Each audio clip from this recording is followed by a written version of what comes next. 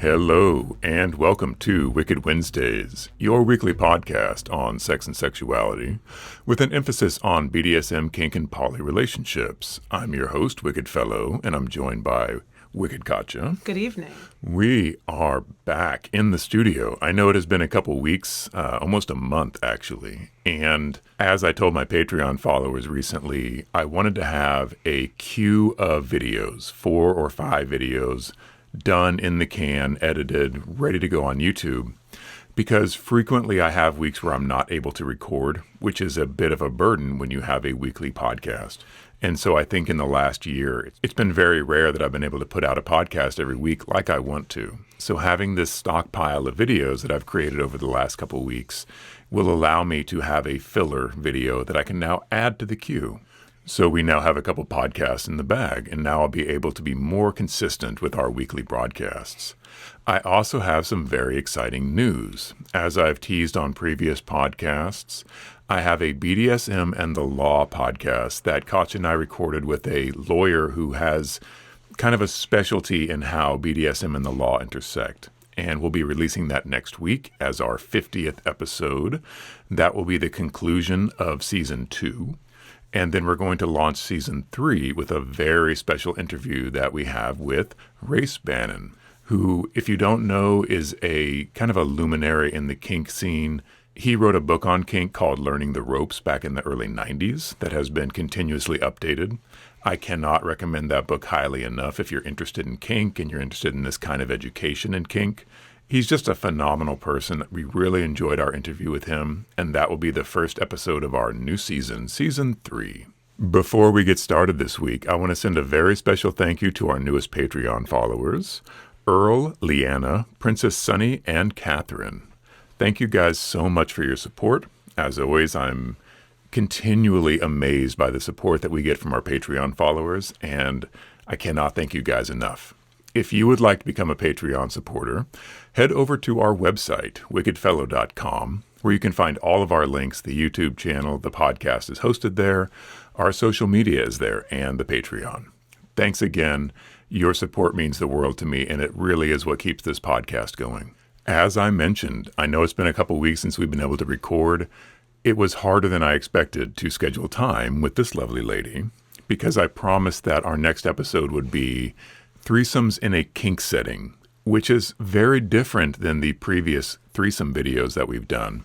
And as I mentioned briefly in those videos, a lot of what works in a kink setting is polar opposite to what works in a regular or vanilla threesome setting. So we talked a lot about making sure everyone feels included and there's really good communication and there's a lot of thought and care and attention to making sure that everybody in a threesome situation feels welcome and warm and included, which is great in that vanilla threesome situation. In a kink environment, often we're going against those norms to create that sexual tension and to create that excitement. And so you'll have things like cuckolding, which is a fetish that a lot of people have. And I know that, especially recently, cuck and cuckolding has been a very derogatory term often thrown at liberal people like myself.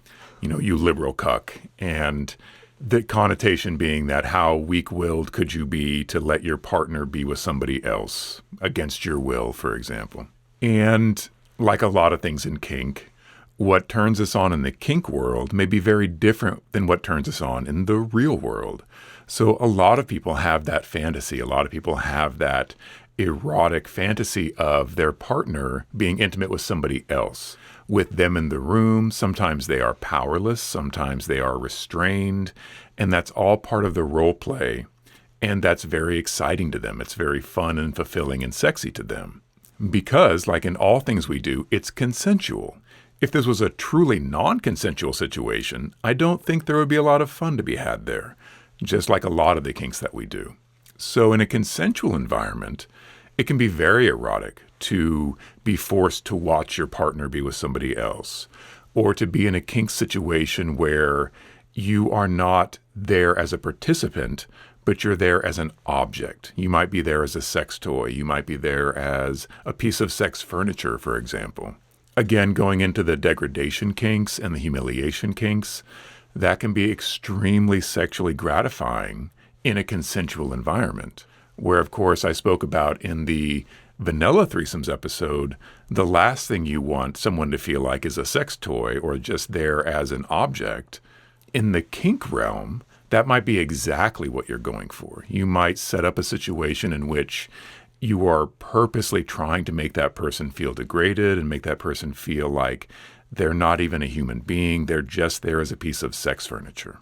So again, remember, these are consensual situations. We're talking about things that normally wouldn't work, but in a kink environment might be the sexiest thing ever. Another thing that I spoke about a lot in the threesomes in a vanilla setting is making sure that everyone feels included and on board. And it's kind of a three-way making of decisions and making sure that everyone has a say, et cetera, that kind of feeling, which again is very healthy in a threesome environment in vanilla. In a kink situation, usually one of the parties is going to be in charge. And like a lot of things in kink, that can make things flow more easily, if that makes sense. Having one person say, you do this, and now you do this to this person, and now I want you to do this to me. It can take away some of that indecision and uncomfortable feeling like, okay, so now what do I do in a threesome situation? Because it can be kind of a delicate balance when you're with, two people for the first time, figuring out where you fit and what you should do. And that is kind of thrilling in a vanilla threesome situation. But it also can be one of the main hang-ups people have in a vanilla threesome situation is not knowing exactly what to do. And that can be removed in the kink environment because, again, usually in the kink environment, at least one of those people is in a dominant role. And so they're telling you, I want you to do this. And now I want you to do this to this person. And now both of you do this. And for the submissive personality type, that can be very reassuring and very comforting. So the reason that I wanted Katja to be part of this conversation is both because Katja and I have done threesome situations where I was in charge and there was another sub involved, and also because Katja has experience where I don't, which is having more than one dom working with one or more submissives. So I want you to talk about what that's like and what kind of, for example, when you have 4 doms, who is in charge? How does that work? So I have lots of experience with 2-on-1, 2 tops and me, and definitely some experience with 3 and me. And then I've had some experiences where it's been kind of a gang of dominatrices and me. And this is amazing and one of my favorite things of all time.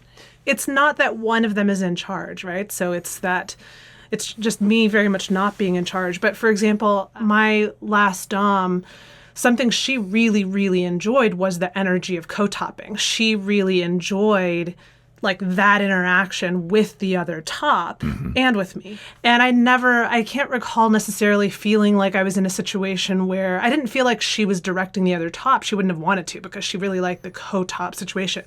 That said, she was the one who was actually my dom. So she's the one who knew me the best. She's the one who ultimately, if something had needed to be stopped, she definitely would have been the one in charge.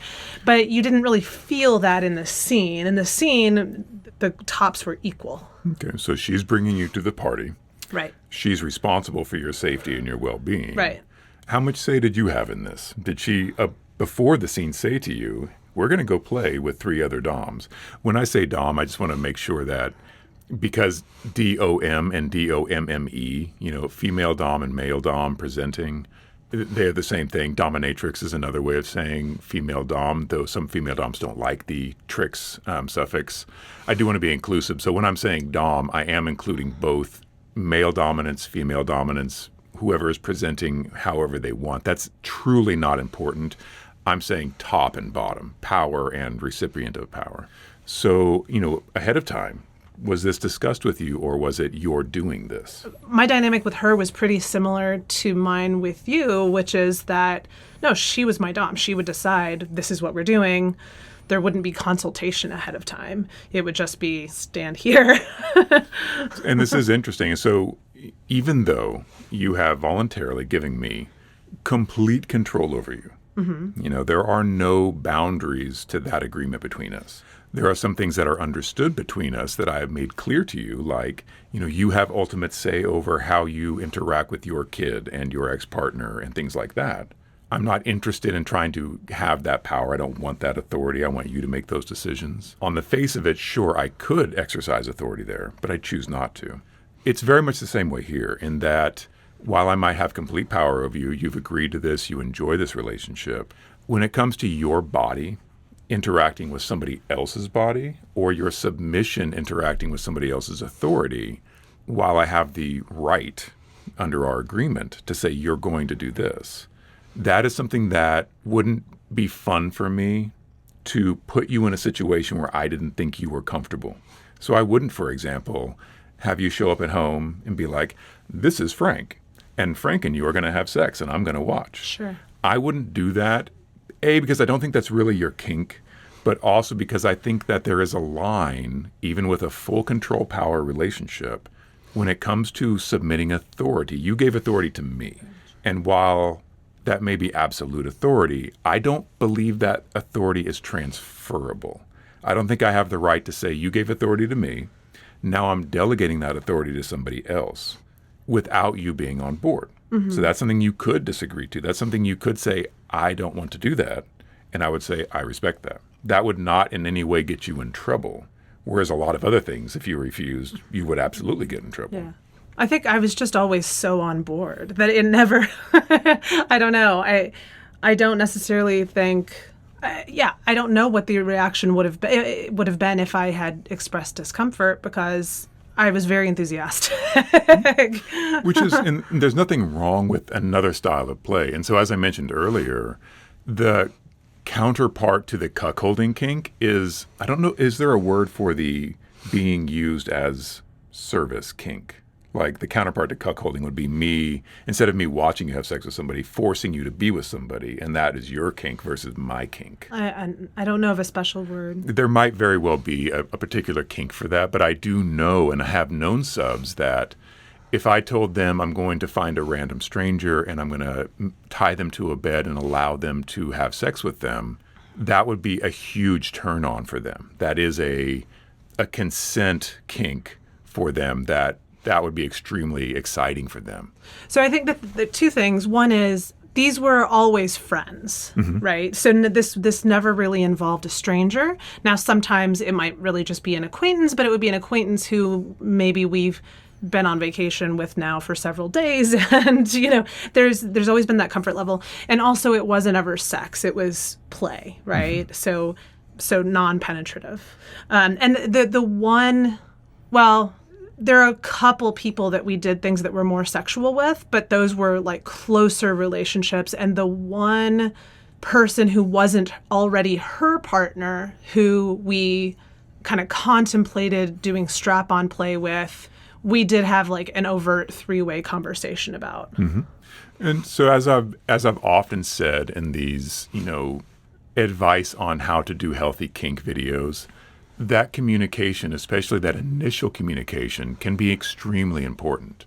I've often said that when people come to me and they say, I want to be your submissive and I have no limits, that is very flattering. But that kind of tells me they don't understand how kink works, or they don't have a very good imagination for all the things encompassed in I have no limits. So for example, if I told them, great, I'm going to tie you up and I'm going to invite a string of people to come have sex with you. Most of the people I've been in conversation with that with would be like, actually, no, that is way beyond my limit. And then I say, oh, so you do have limits. Let's talk about those. And I'm not just trying to be, sarcastic or mean to them. It's a matter of them understanding the wide gamut of how kink works. Because for some submissives, that would be their ultimate fantasy. And I've had people reach out to me and tell me specifically that is their ultimate fantasy. To be tied up and to be used in that fashion, and they have no control over it. That is what they fantasize about. And that's awesome for them. But for another submissive, that might be their worst nightmare. And communicating that to your dom and communicating that to your submissive is a key part of the initial negotiation in sex and kink. But it's also an ongoing thing. It may be that during this conversation of, hey, I'd like to bring in another person and play with them as well, you kind of step aside from your role as dominant and submissive and allow your submissive and encourage your submissive to give you their honest and unvarnished opinion. Because in that power dynamic, and the reason I keep encouraging doms to encourage and give permission to their subs is that in a strict dom-sub relationship, if the dom says, I want to do X, it can be excruciatingly difficult for the sub to say, I don't want to do X. Because they want to be good, they want to be pleasing, they want to be a good submissive, even if it's something they do not want to do. And so it can be really important for the dominant to say, listen, I'm giving you this choice. I'm choosing to give you the authority, and I want to know your honest opinion, because while I want to have a threesome with X person, it won't be fun for me if I feel like you're doing it out of duty and service and not because you want to. And so that would be how it is with us. While I have the authority, it wouldn't be fun for me to put you in a position that I knew was making you uncomfortable, even though I know you would do it. Like I know, based on our relationship and our experience, if I said you're doing this, you would do it, but you wouldn't dig it. And that goes against what I enjoy in kink. So for you and I, it is kind of unspoken that if I did want that situation, you would be involved and you would have absolute right to refuse that. For other people, I don't know if they've had that conversation, or it's something that would benefit from the discussion on a level playing field of I want your honest opinion. Don't just tell me what you think I want to hear. Yeah. I mean, like I said, I was always very enthusiastic. She wouldn't, I think it helped that she and I had very similar tastes in partners. So I don't think it would have been fun or hot for her to just randomly give me away to somebody or involve somebody else in a threesome, right? So, and we never really used the word threesome because that means something different to me. So to me, a threesome is actually having sex, which I've barely, outside of our relationship, I can count on one hand the number of times that I've actually had what I would call a threesome. These other times it's been playing. It's what we call play. It's a scene. And, it's a scene where I've been co-topped is kind of the terminology I would use. And yeah, like I said, I mean, it's something I've always been really enthusiastic about. And it's been with people I've been really excited to play with. And she and I always had very open communication about that, right? So if she knew who I thought was hot, and I was never telling her that so that I could hope she would arrange something. Yeah, so I don't really know what exactly was going on behind her curtain, but there definitely was never that element of force. Yeah, and so because this is the threesomes in a kinky situation, it certainly encompasses things outside of sex. Because of the nature of kink and the power dynamic, I wouldn't say that three friends going out for dinner is a threesome, right? That's just three friends going out for dinner. But in a kink environment, because you have to consent to be dominated, if you have more than one person on one person, if it's more than two people, even if it's just going out to dinner, there is an added layer of consent and therefore an added layer of, if we're going to be interacting together in a DS setting, then it does fall more under a threesome situation. I mean, it's definitely sexual, and there can be sexual touching. Mm-hmm. I guess for me, I just draw the line at penetration versus not. To me, is kind of where the line is of what I call a threesome. Yeah, I think in kink settings, for me, and again, you and I have very different experiences in kink, which is why I've never been in a situation where it was two dominants and one or more submissives, but I've frequently played with two submissives and one dominant. And in those situations with both people being in submission to me, my managing their interaction was very important. And what I wanted to talk about a lot, and this is not just the sex part, which, again, because it's being directed usually by one person, though we're going to get to your multiple dominant person, the way that you expect your submissive to relate to the other submissive can be very important, and it's something that you should make very clear to your other submissive. So I think it's very important, if you're a dominant person playing with two submissive people, to make sure they understand how they are supposed to interact with each other. If you have a household that has a strict hierarchy, so for example, one sub has more privileges and more authority than another sub, which can be a lot of fun to play with if you have a household like I do. Making sure that these submissives know how that works and they feel comfortable with that and they understand their place in that hierarchy going into a three-way dominant submissive relationship is very important. So for example, in my household, I have full members of the household like Katja, who we have an established relationship with. She has certain privileges and rights in the household that a guest would not have, or a brand new member would not have, or a probationary member would not have. So in that hierarchy, Katja would be above them in the hierarchy. That does not necessarily give them authority over the person below them in the hierarchy, unless I were to command it to be so. So I might say, Katja, I want you to be in charge of this new person, and I want you to do X. You have limited authority to do X. And that may be in play, and that might be part of the relationship. And the person X, the newcomer to the relationship, would have to consent to that. They would have to, as we spoke before, I don't think that authority is transferable. So they may be fine submitting to me, but they may be uncomfortable submitting to Katja. That may not feel good for them. And so they have to understand coming into my household how it works. And based on their position in the household, they may have a submissive in charge of them to some degree. I know that a lot of people do have a structured household like that. Some people don't. Some people it's, top and everybody else. There's no one way to play, so play the way that makes you feel comfortable.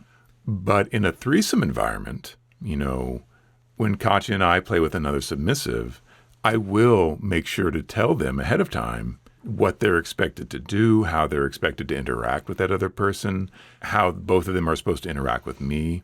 Because again, submissive people like to have that boundary, that guidance, that not being left to make decisions on their own in a new situation can be very uncomfortable for a submissive person. So if you're playing in a three-way situation, whether it's, going to be actual sex in a three-way, or you're just doing a scene with a submissive and another submissive, or in your case, several dominants, that would be something that I'd want to have that conversation with you. And I'd want to say, Katja, we're going to go play with these other doms, and I'm responsible for your safety, but if anybody in this group gives you a command, you have to follow it. I'd want that to be clear, because day to day, as you know, you are not allowed to do that. So we're polyamorous, and we have other partners. Katja is allowed to date someone vanilla pretty much at her own discretion. I don't have any desire to control that. But Katja would not be allowed to enter into a dominant submissive relationship with another person. And that is something that I found doesn't work well in my style of DS, is having two dominants trying to dom one submissive, unless those dominants have a good working relationship with each other. So as I've told Katja, yes, I'd entertain that notion, but it would have to be someone that I could work with, we could communicate with each other to make sure that we aren't giving you conflicting rule sets. Because that's the last thing a submissive wants to be in is, well, one of my doms said I can't do this, but my other dom wants me to do this. Who do I follow? Whose rule am I going to break? That can be very uncomfortable for a submissive. I've had partners that were submissives who they had another dominant, and they would come play with me on occasion. And when it worked best was when they came with a very clear and understandable rule set that they understood and agreed to. So I might play with someone and we were allowed to do anything we wanted to, except for penetrative sex, like you were saying earlier. So we could do, tying and caning and deep subservience play and all kinds of things that are very dominant and submissive. And she would follow my direction completely. But it was understood ahead of time that her dominant had made a rule for her not to have penetrative sex with somebody else. And I agreed to that when I played with them. And so that was fun. It was easy. It was relaxed. There was never any, conflict or friction on my authority or her dom's authority, their dom's authority.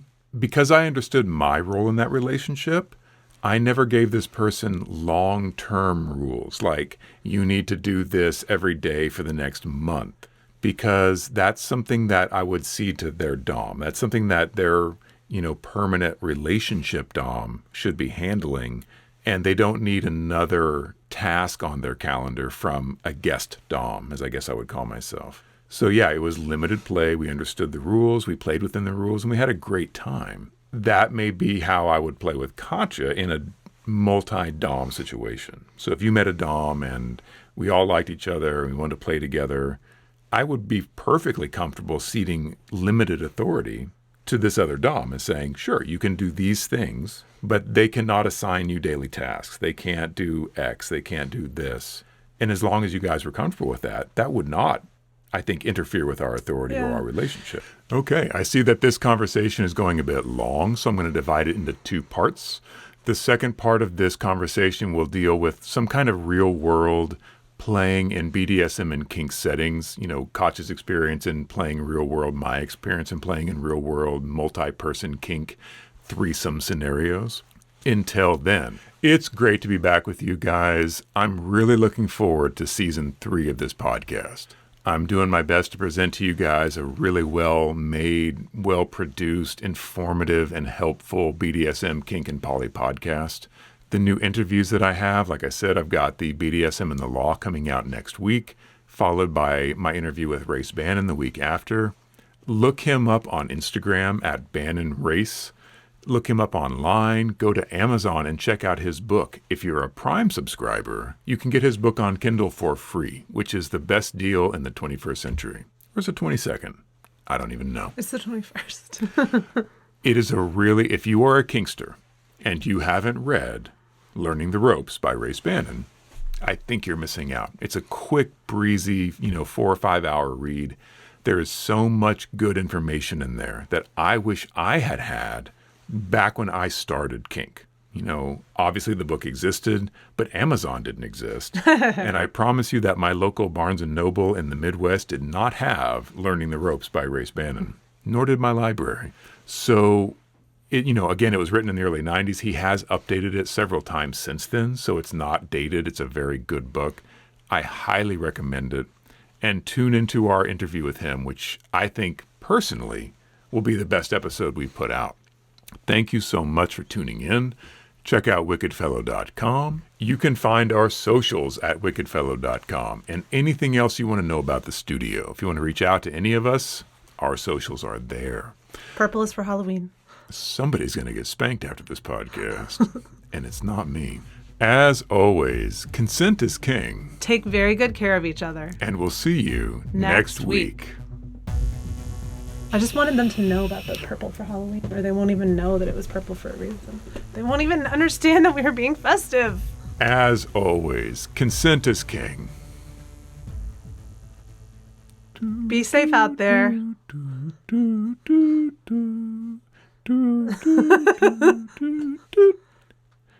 Wrong.